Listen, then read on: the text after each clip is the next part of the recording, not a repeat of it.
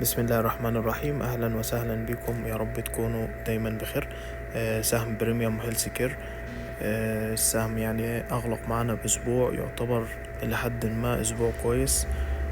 شمعة تعتبر همر. فيعني إن شاء الله بداية سيولة تخش في بريميوم هيلث كير. تلاحظ هنا إن على الأسبوعي هبوط.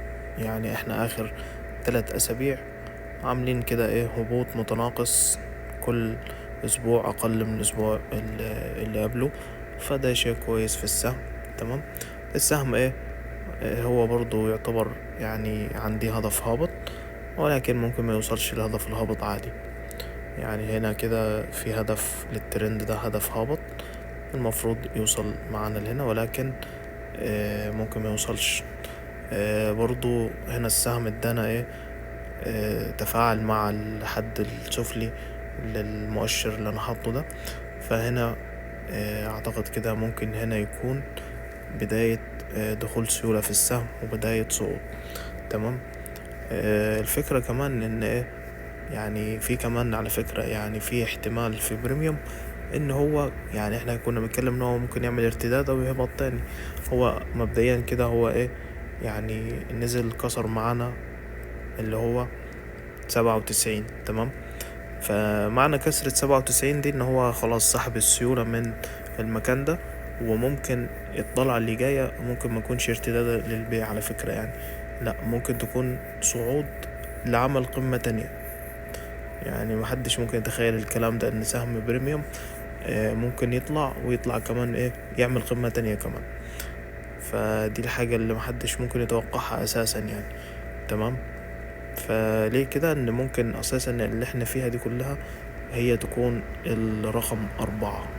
يعني لو نبدأ من هنا نرقم كده بريميوم. تمام. فبريميوم من هنا عمل هنا 1. تمام. هنا 2. كل دي 3. طبعا هي موجة خطرية متداخلة، ويعني مملة شوية، ولكن دي تكون 4، ودي تكون لسه 5، ولسه في قمة تانية في سهم بريميوم. تمام.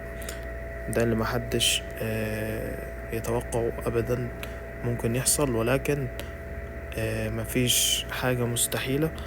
وسهم بريميوم ممكن يطلع يعمل قمة تانية أساسا.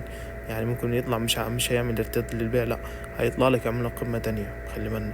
فهنا 3، يعني هنا كده لو نرقم دي 3. هنا 1 2. هنا دي 3.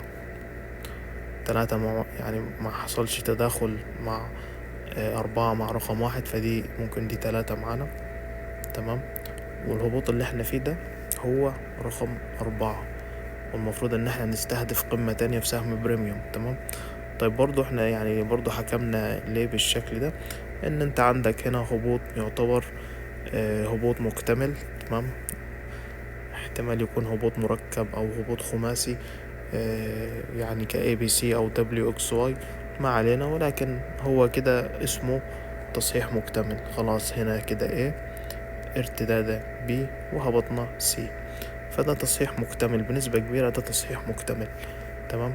السهم برضو تحس ان هو يعني عايز يعمل لك كده شكل راسه كتفين، ولكن السهم احيانا بعد ما يعمل الشكل السلبي ده، تمام، وحتى ويكسر لك اللي هو المفروض يعني خط العنق والكلام ده، ولكن تتفاجأ بعد كده ان السهم هيطلع يعمل قمة تانية.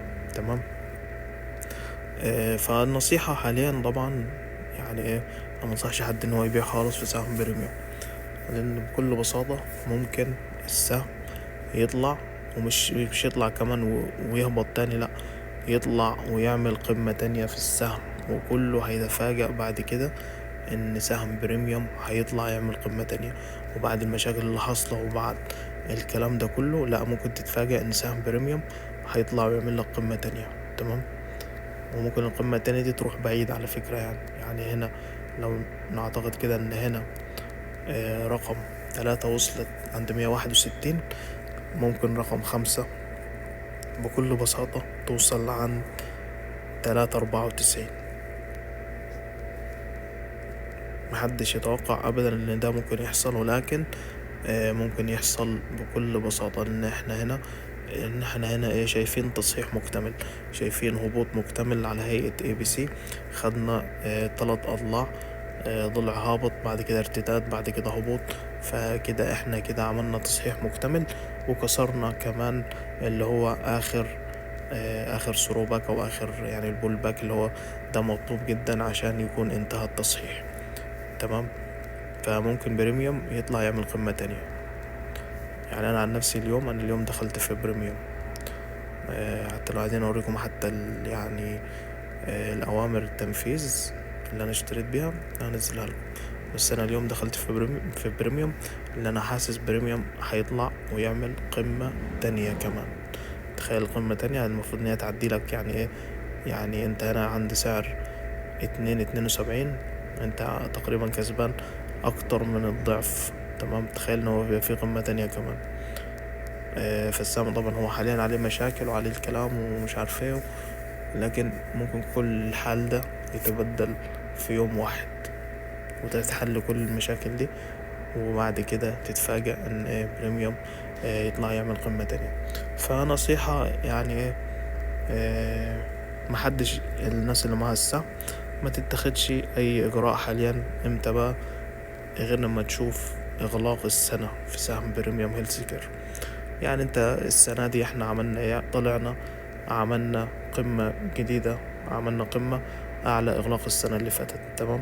فالطبيعي ان السهم بعد ما يعمل قمة بينزل يختبر قاع الشمعة السنوية. تمام. يعني هو حتى المفروض كان يرد مثلا ايه، يعني كل الشمعة الخضراء دي تعتبر مكان دعم. احنا حاليا في شهر 10، فاضل شهرين وشوية على انتهاء الشمعة السنوية دي. يعني الشمعة السنوية دي هتخلص معانا بعد شهرين. تمام.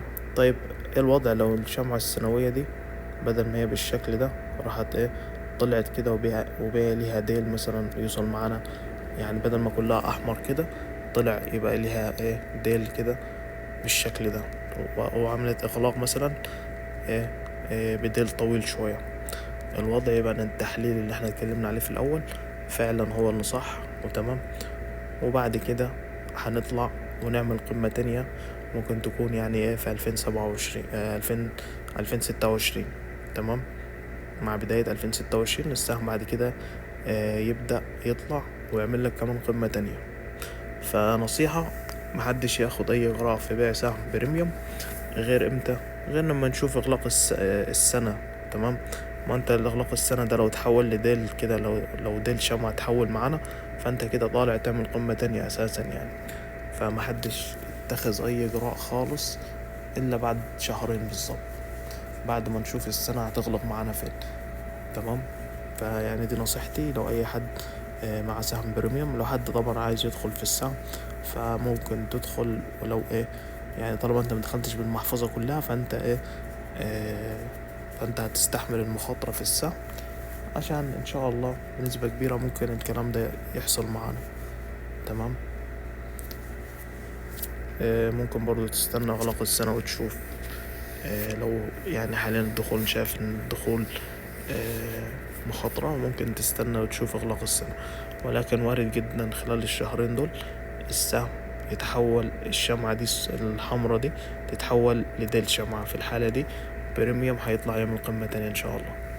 فده سهم بريميوم، وشكرا جزيلا.